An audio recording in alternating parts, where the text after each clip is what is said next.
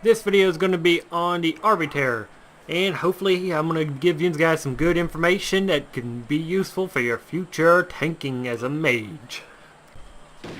The build I'm using here is the preset one. If this is your first time with the saw, I'd really say you should probably use it, because making your own turned out horrible for me at least. If you're more experienced, you'll probably have no trouble though. But overall, it's a pretty good build. It works fine. Let's get into some of the buffs first. The first one here we have is Aquarius Blessing, basic, 3% less damage. Simple. Next one, Vitality or Energized Vitality, more endurance. Again, simple. Dark armor from I believe, what's it called, the Warlock, and you should know this by now, but it's increased damage over time, blah blah blah, and deals some damage back to attackers. Okay for tanking. Doesn't help you much in survivability, but okay. Right here's your main thing though for tanking is the Arcane Ward, and then the other one before I get into that is Frost Ward, which is if you want to DPS with this spec essentially. It reduces your threat by 50%, increases your damage and healing by a bit. Same thing as Rift Stalker for the rogues. They have that ability. I forget what it's called right now. But we're getting on to Arcane Ward. Arcane Ward enables deflects and derives the deflects from the mage's intelligence. Increases endurance by 25%, resistance by 35%, and armor by 150, as well as 300% increase in threat. Reduce damage and healing done by 30%, and reduce the global cooldown of Arbiter's abilities by 1 second. What you want to do as an Arbiter tanking is essentially go from 0 charges up to 100, and then back down to 0. And when you do this, you're getting a whole bunch of different buffs from that, ranging from increased armor to absorption shields to increased resistance, spell damage, reflection, and so on and so forth. I believe this is where most trouble comes from most people trying this new spec, because I don't think they seem to understand that you need to keep just going up and down, up and down. If you don't do it, you drop your shields real fast, and you drop your armor increase and stuff, and you get torn apart, essentially. What I do for macros on this is a simple charge gang and a simple charge burn macros, using all the abilities that gang charges and burn charges, and an area effect macro. The one for ganging one is a simple lineup of counter shock, avalanche, galvanic strike, whatever, and cloud burst. Counter shock deals air damage, causes the next 3 damage abilities to deal an additional 100 air damage. Last 10 seconds, must be used after deflect. I put it on top so when I get deflected it automatically pops up. Avalanche is basically a charge, and along with some talents it gives you a shield, so it's great to start the fight off with that. Next one is the strike, which is your basic, just your basic builder. And the final one's from the Storm, which is Cloud Burst, and it's pretty good for if you're out of range and the other 2 are used up. Next one is the Charge Burner, which is again very, very simple. It's basically jolting, or not that, Scattering Strike. Deals water damage, applies as a shield up to 5 allies near the enemy, absorbing around 500 damage at this level. Simple. Glacial Spike, which is just a massive damage. That's pretty much all it is. It's just straight up massive damage, instant cast, 15 seconds cooldown, and then the final one is Ice Fury, which is right here.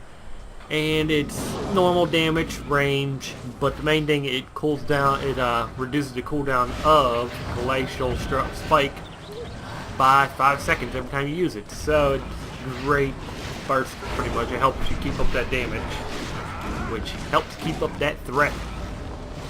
And the final macro I use for this switch, there we go, is just a basic area effect one, which is Shattered Reflection, which deals some air damage up to 10 enemies.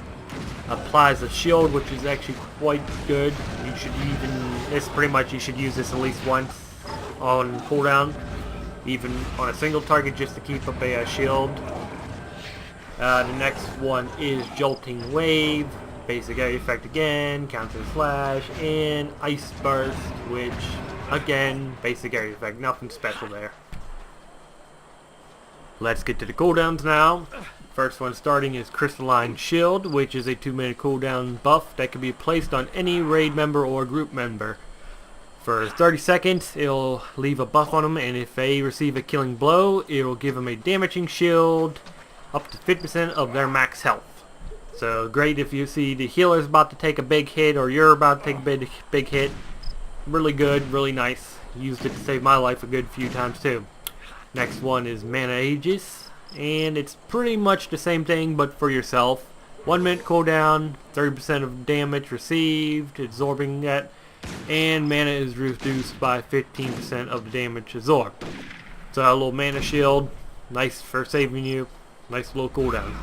Next up, Shield of the North Wind, absorbs damage equal to 100% of the mage's maximum health. Also a 2-minute cooldown, lifesaver. One of the best ones if something bad happens, pretty much.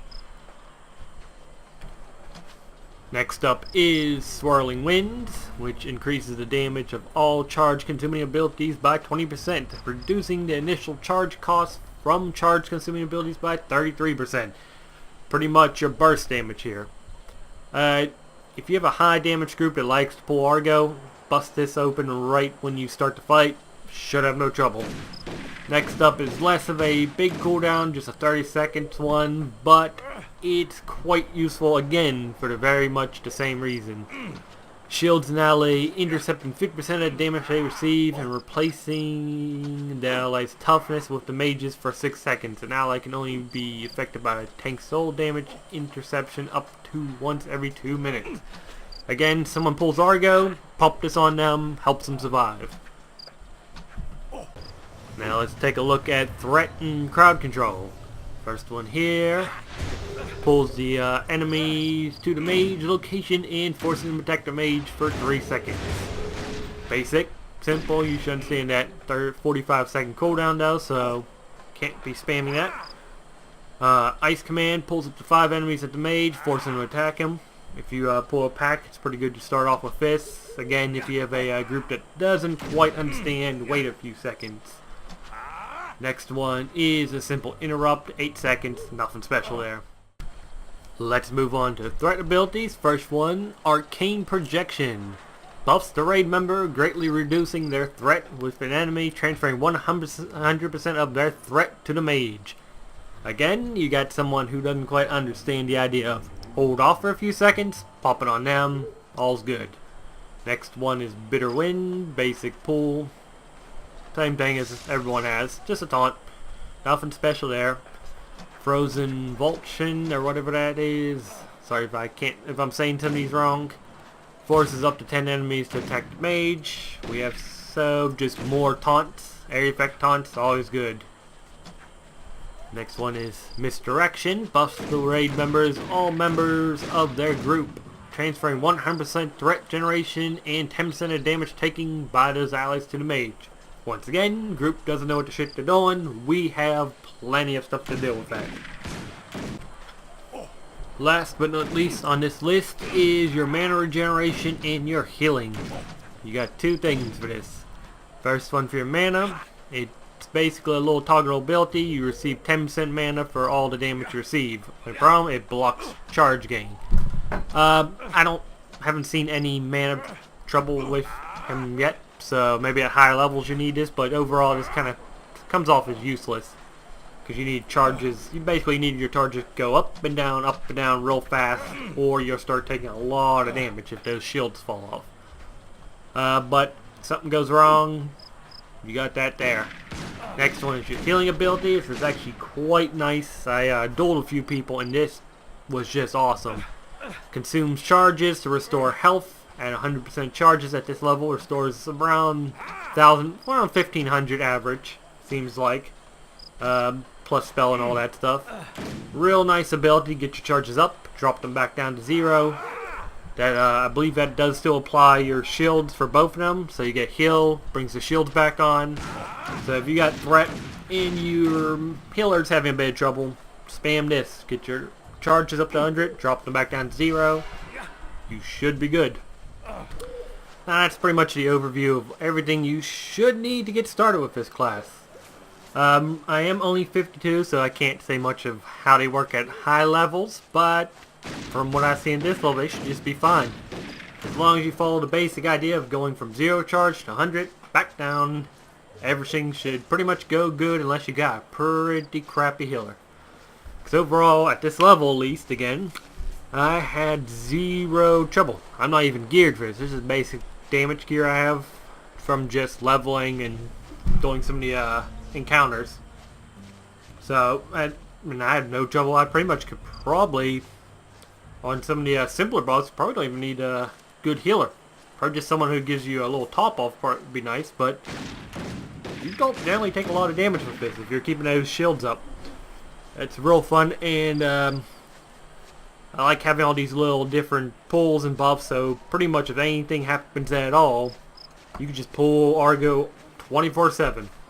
Even if some of them having a minute cooldown and such, you have more than enough options to keep everyone hitting you.